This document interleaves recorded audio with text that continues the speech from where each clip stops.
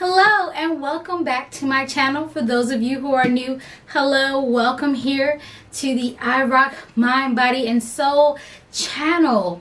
We are going to be focusing on some new things. It's been a while since I've been posting, so I just want to give a quick breakdown since this is the first video I have made in a while.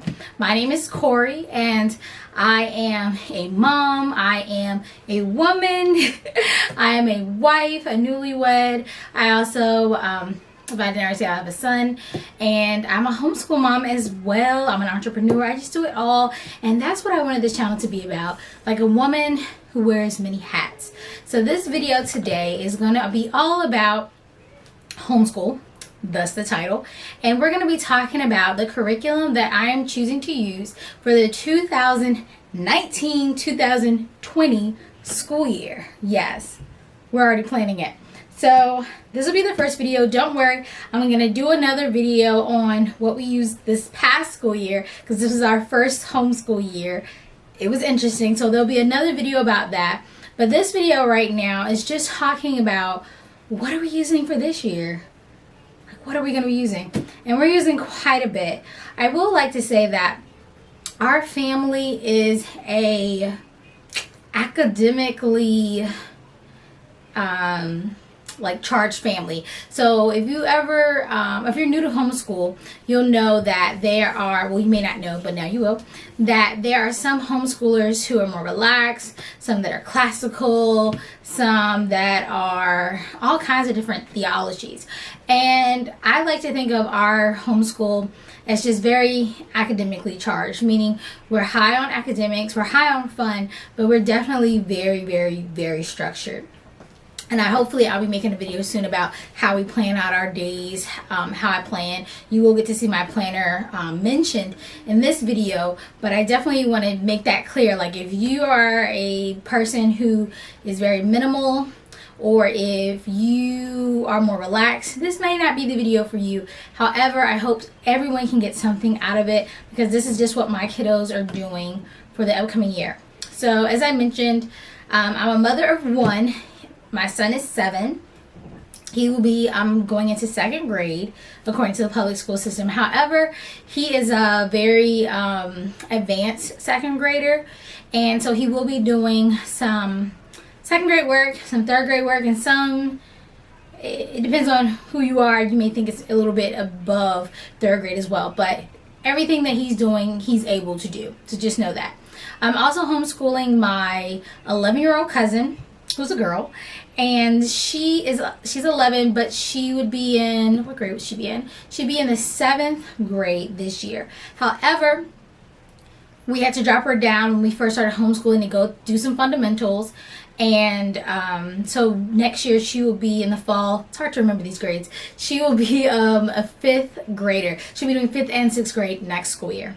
So just to kind of give you an idea of what grades we're looking at here.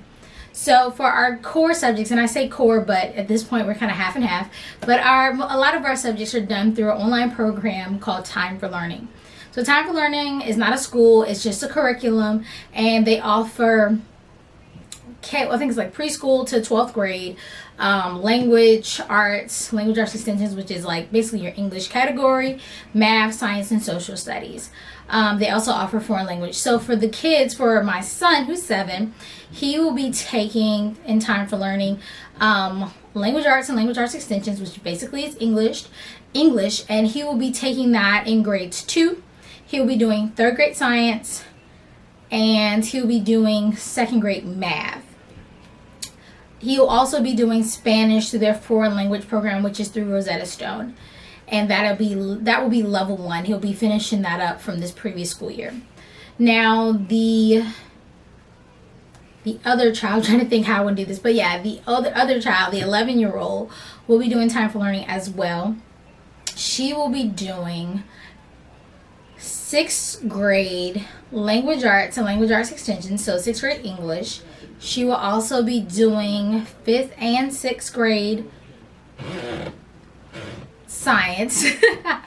Trying to think. And then she will be doing math through Teaching Textbooks, which is another online curriculum program. And she'll be doing grade I think grade 4 or 5. We'll have to test her and see where she falls. So those are the subjects she's doing online. I just want to kind of get the online out of the way. She's also going to be doing Spanish through Time for Learning as well. Sorry if that was a bit confusing. I'm trying to think because grades don't matter so much when you're homeschooled. So I'm just like, what grades are they doing? But yeah, so that's what they're doing online. So basically English, math, and science for both children. It was like a lot said, just in different grade levels. All right, so moving on, social studies. Social studies is now going to be a different format because we found that the social studies on Time for Learning was fine for my son. He did second grade social studies last year when he was in first grade because they didn't offer first grade social studies, but he was very, wanting to do something. So he finished that program, but he wasn't ready for the third grade social studies, which was a lot more note taking. So I started him on The Story of the World, which I really, really like. I don't know if you can see it. Story of the World, Volume 1. And we started it late in the year because, like I said, he did do a social studies program. So we're about chapter 8 right now. And I have an eyesight issue, so I actually chose to get the audio tapes for Story of the World. And it was just him at first, but now it's going to be both children. Next year, we're going to finish up Volume 1. So I purchased the textbook for the 11-year-old, the audio book. Both kids will get to enjoy that. And then I also purchased the activity book. Now, this is only half the activity book. It actually comes looking like this. It's really, really thick. This is actually Volume 2, which we will also be doing. And then I also bought the test booklet, which looks kind of like this, but it's orange. And this is Volume 2's textbook. So they will be doing Volume 1 and Volume 2 next year. And we do the activity book. Like I said, I have their pages somewhere. They're not here. But I'll do a flip through of this in another video. But yeah, so the activity book basically breaks it down to where they ask for narration from the kids. They have questions we can ask per chapter. Then they also have coloring sheets and map work. My son's interrupting. Trey, I'm busy. And then they also have tests at the end of every chapter. And so I basically made each child book, and again, I'll show it in another video, that gives all of their worksheets because they are printable for multiple children. So they will be doing Story of the World for Social Studies, Volume 1, Volume 2. And like I said, I have the textbook and audiobook for both. And that is social studies. Now, we do unit studies, so since I'm in the social studies category, I will mention that. We will be doing a president's study that I'm putting together along with major U.S. history events. So that'll be a unit study they're going to cover in social studies. And that's just because Story of the World is like mostly a world history. They probably will touch on U.S. history probably in like Volume 4. But because I have two students who are at different grade levels, and in public school they would be learning U.S. history some years and civics and government and different things, I wanted to make sure I didn't neglect that because I never know what's going to happen the following year. Are they going to go to public school? And I don't want there to be a huge gap. So we are going to cover, like I said, president and major events, not necessarily a deep dive into U.S. history, but a nice overview and to give them like a nice timeline of events. So that will be done. All right, so moving on, we also will be having a Bible curriculum. And for my son, he's going to finish up his children's activity Bible. He worked on this year, and I'm not sure. Let's see. He is about that much through it. And it says his age is 4 to 7, and he'll be turning 8 this year. So it's not hard, but he's really enjoying learning the stories of the Bible for the first time. Because he's not been exposed to much religion in his little life. So he's really enjoying going through here. They offer basically a story of the Bible and then some activities to kind of make you excited about the story. Together, this is a read out loud book. We're doing the Bible Made Easy for Kids. And again, some of these books we've started, but we started homeschooling my son in January of this year, so we didn't have a lot of time to dive into some of these books. So we'll be knocking out the rest of this book. And then for the 11-year-old, she's doing Route 66, a trip through the 66 books of the Bible. I cannot talk today. And they say this is for grades 2 to 5. I would say it's more like grades 3 to 6.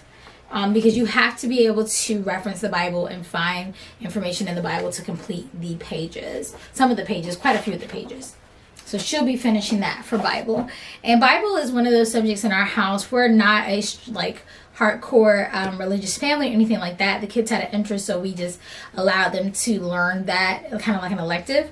So if for some reason we have appointments or things like that, that will probably be the first thing to get cut in our family, just to be completely honest. So if you see us not finishing these books this year, the Bible books, just know it's like an elective. The kids can do it when we have time. It will be on our schedule, but like I said, stuff happens in life. Don't hold us to these few books. All right, we also are doing a writing program. So Time for Learning does have English. Like I said, it's language arts and language arts extensions, which is more about like reading comprehension, phonics, those types of things. So they are going to be doing together the Student Writing Intensive Level A by IEW. And it comes with some discs. And we will be doing this together. We did briefly start it last year.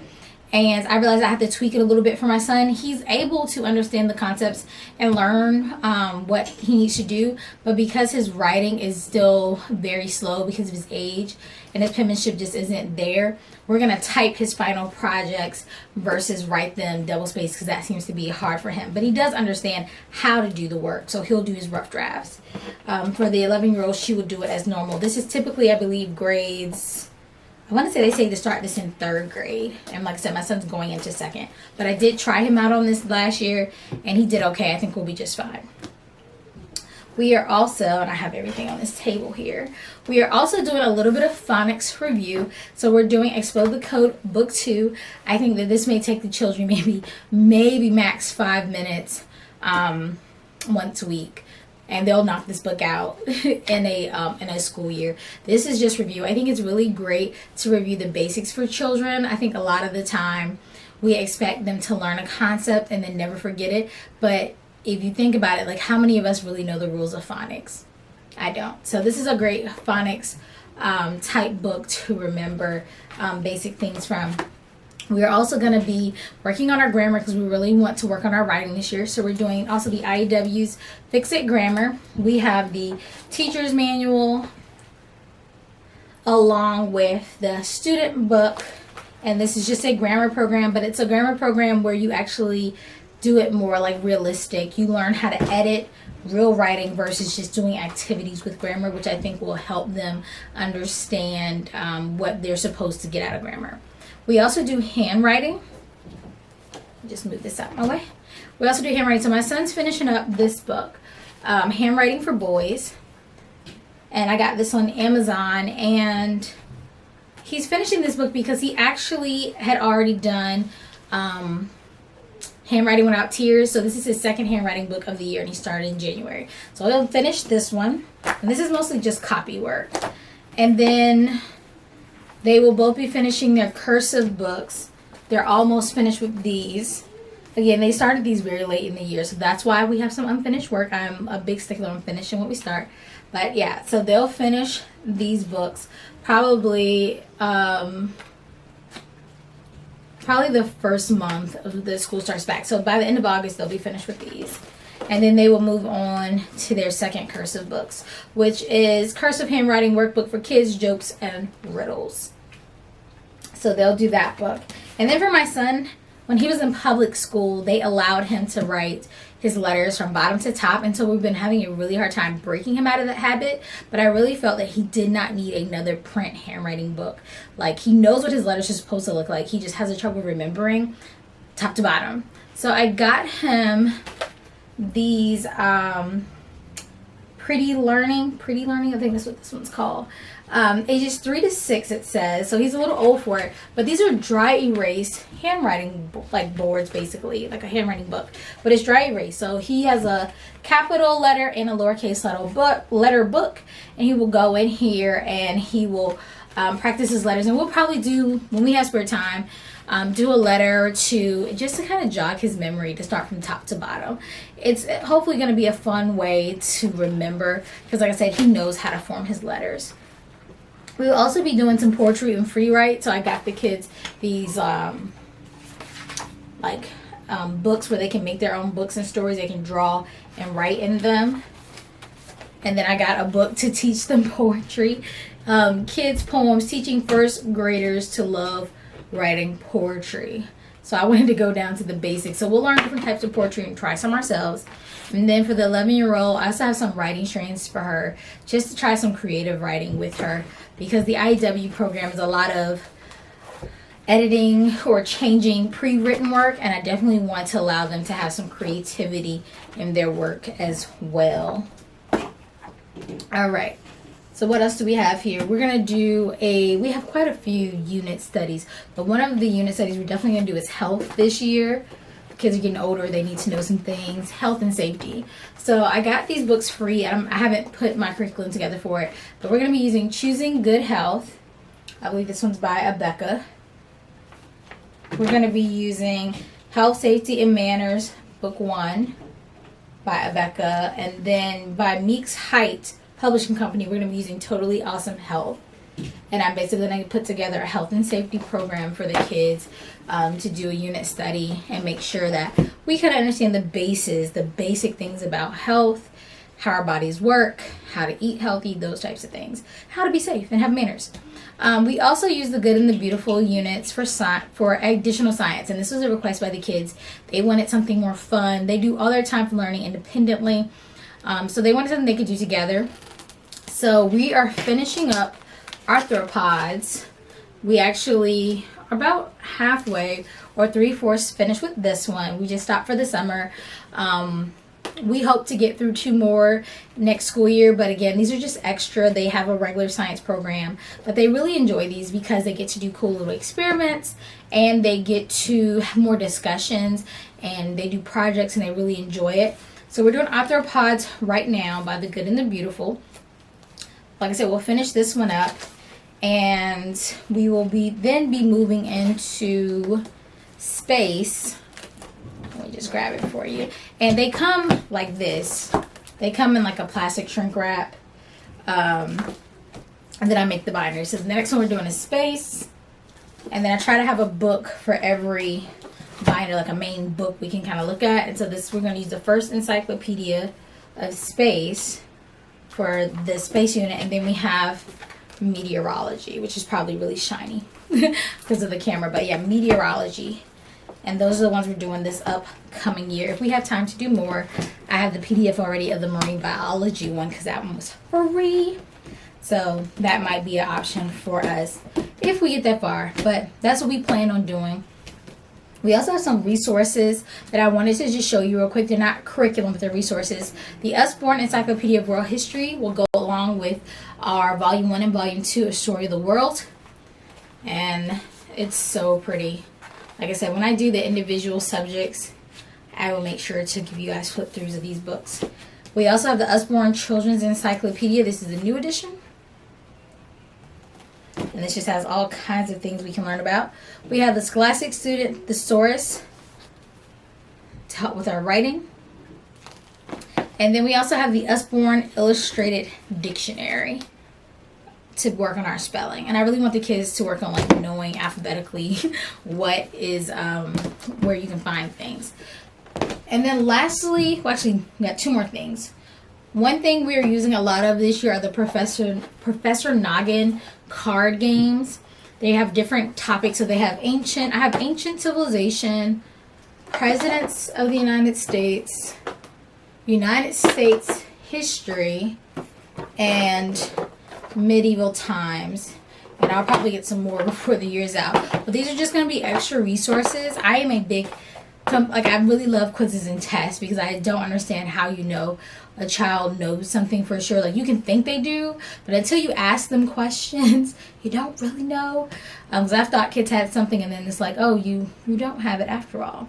So I like having tests. So I figured, especially for our unit studies, that the games would be a way for us to have tests because they have questions, but it's in a fun way and the kids don't think it's a test. So throughout our units, we'll be going through the cards multiple times, and of course the regular information from our units, and then the last game of the unit study, hopefully they'll do really good, and then I'll know, hey, they passed the test. And I might even make up a test using the questions from the card games. Just to make sure they can have a great, a general understanding enough that they can hold a conversation, especially for social studies. I don't think, unless you want to be a historian or archaeologist, that you need to know some like severe, I can't even talk to these specifics. But I do feel that you need to be educated enough to have a general understanding of what happened when in history, who were the major players, and how did that affect the world around you. So I think that that's the basis of learning history for most of us, like 90% of the population. Be able to have an intelligent conversation, know when things happen, key players, have a little understanding of geography, where things are located, and in what time period things took place. So the last thing I'm going to show you for next year, something that I definitely think is going to help keep us on track, is my teacher's planner. Here it is, nice and thick, and this is a 2019-2020 a simple plan for homeschooling, for a homeschooling family. And I've already started, and I will show a detailed video of that. I have so many videos to make. I'm sorry I keep saying that, but I promise they're coming. And then for the students, they both have a student planner. And this is because, again, I just feel like if you don't plan, you're going to be a mess. And we have a lot to cover this year. I have pretty ambitious goals for us. But just because I saw how much we could accomplish last year, I think we're going to be okay. Because this isn't including like our extra books, our independent reading, our read-alongs, and things like that. So there's other things I could show you. But I figured this video was going to be long enough. But I really wanted you guys to get a great idea of what we have planned for next year. I will definitely go and do videos on each individual subject, flip through curriculum and things like that in the future. If there's something you really, really want to see, let me know. But hopefully this gives you an idea. Like I said, we're going to get through a lot. Some people may be sitting there saying, good gracious, that's a lot of stuff. But I have a son who is very academically driven, who loves to learn. And last year I continuously ran out of materials for him. And that was very frustrating because I felt like I was always playing catch up with him and not having enough material. Now the 11-year-old is a little bit more behind, but I find that she's interested in certain topics, so I wanted to make sure I had enough of that for her as well to keep her motivated, because I feel like most of learning is just about having the confidence in yourself that you can learn things. So a lot of things that you've seen today have been just things that they can do together, things that are fun. The things that are graded are just the online classes that they're doing, along with the history that you saw. Everything else can be added to grades as bonus work, but none of that is graded. So again, it's not as much as you probably think, and yes, the kids can do it. Because I know it's a lot. You're like, well, they're already taking online stuff and this, but yeah, they can do it. So again, I want to keep this video short. Thank you for watching our 2019-2020 curriculum. And look for more videos from us because they are coming shortly. Have a great day.